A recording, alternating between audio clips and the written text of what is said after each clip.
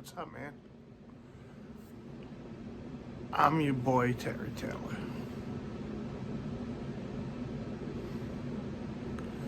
This whole quarantine shit's been real crazy. The past couple of months, it's been strikes and gutters, but Jesus. We've seen some real ugly in the world during this, which is unfortunate. We didn't band together like 9/11, that's something that didn't happen. Which is, I guess, because it's a global thing.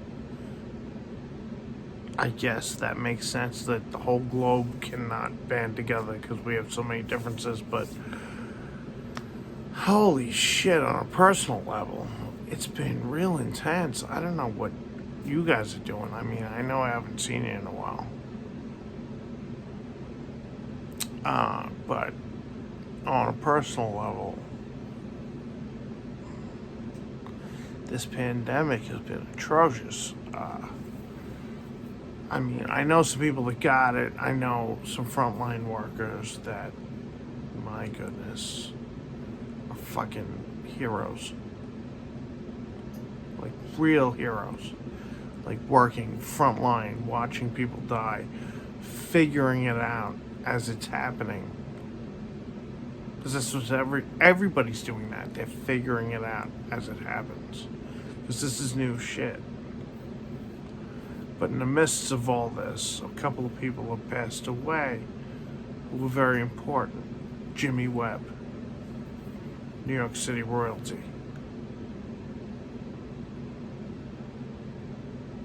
Unrelated, he had cancer.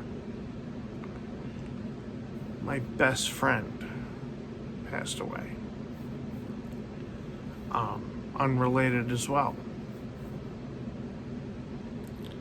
And that's why I'm here, because I want to talk about it. I want to talk about how on May 25th, my 40-year-old friend, who had just turned 40 3 weeks prior, passed away. By accident. He was very sick. He had MS. And a lot of other health issues involved. He had a very struggled life. But he was the fucking funniest person I ever met in my entire life. He was the biggest pain in my ass. But man, I was talking to his brother, his actual brother, because, alright, Patrick Mantovi was my brother. I knew him for 25 years. But he had an actual blood brother, he's brother Chris. So I was talking to brother Chris after we lost Patrick. And, we joked about how, like, Patrick could be the biggest pain in your ass, make you furious, but then just do something that you fell in love with him all over again. And he was that person throughout his entire life. And I loved him for it. I loved him for being so controversial by his presence. He was also deeply, deeply talented.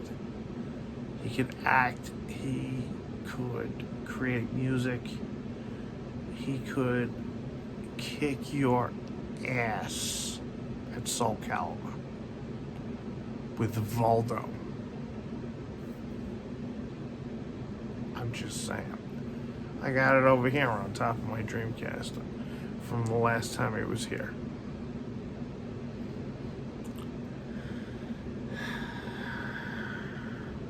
He used to call me every single day. Sometimes just to argue with me, just to yell and scream. Deep into the night. He called me all day. For years, decades. When I met that cat,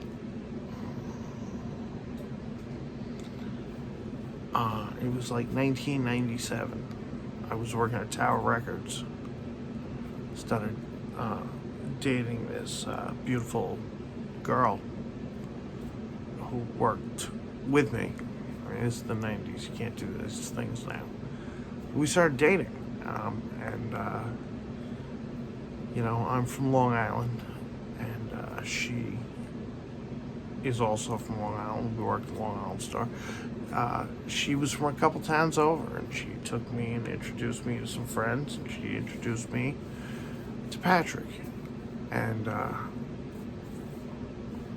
dating the girl, we were teenagers. But I stayed friends with Patrick for all these years. His family sort of took me in. I spent holidays with them. I was so tight.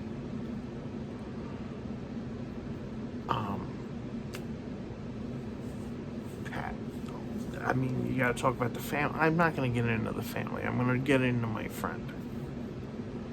Patrick was my friend for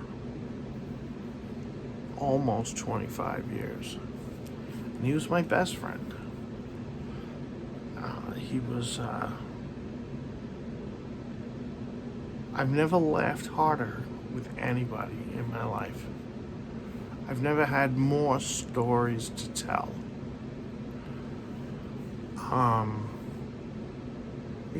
And Patrick wasn't even with me a lot of the time that I had stories to talk about.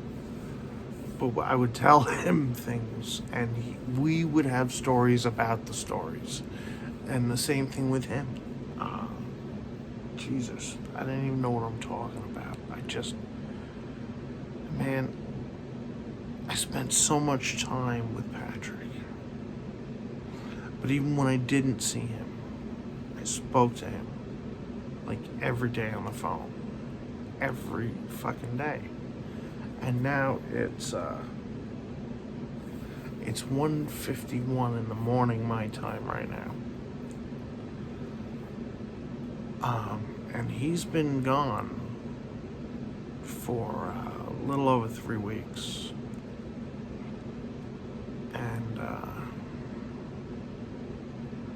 I haven't gotten that late night phone call from him this entire time, and it's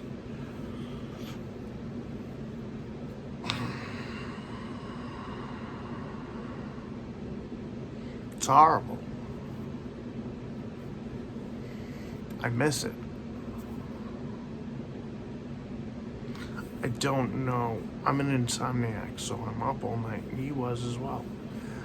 We would just talk. I mean, this went on for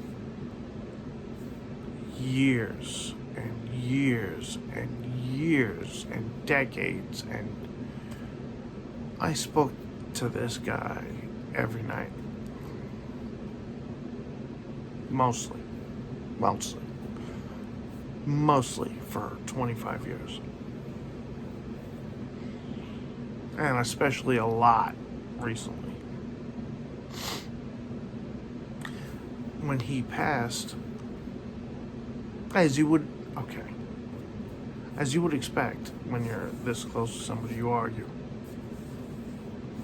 Argued with him all the time. It was par for the course. And of course, when he passed, we were in an argument.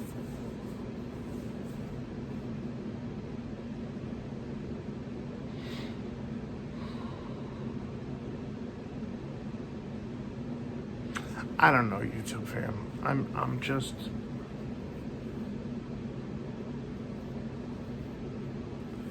I'm I'm at a point now where it's 3 weeks after the fact, and I've cried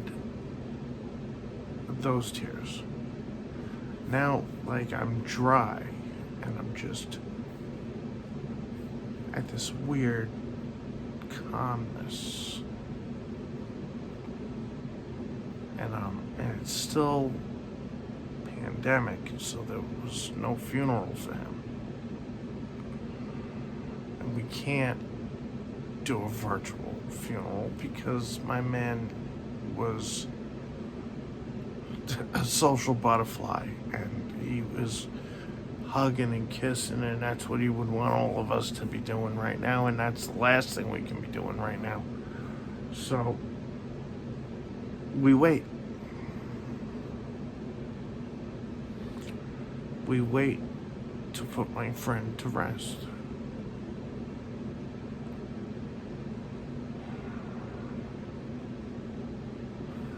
And, you know, we're in like quasi-isolation.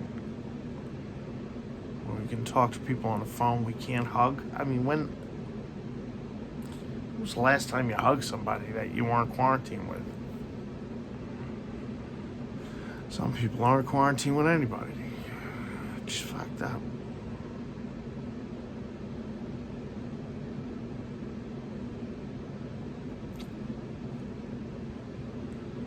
I don't know. It's really intense. I think I'm gonna start doing some more of these YouTube videos.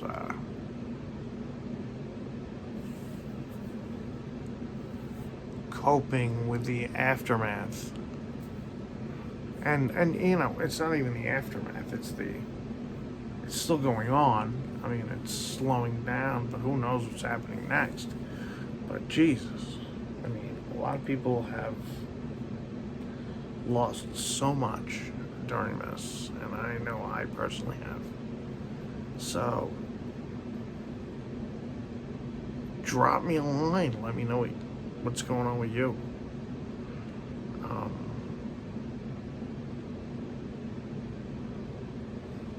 Just figure it out. I don't know what I'm posting here, but I'll be posting more. You'll see more of me. This is your man Terry Taylor. I'll see you soon. Stay safe out there. Wash your hands.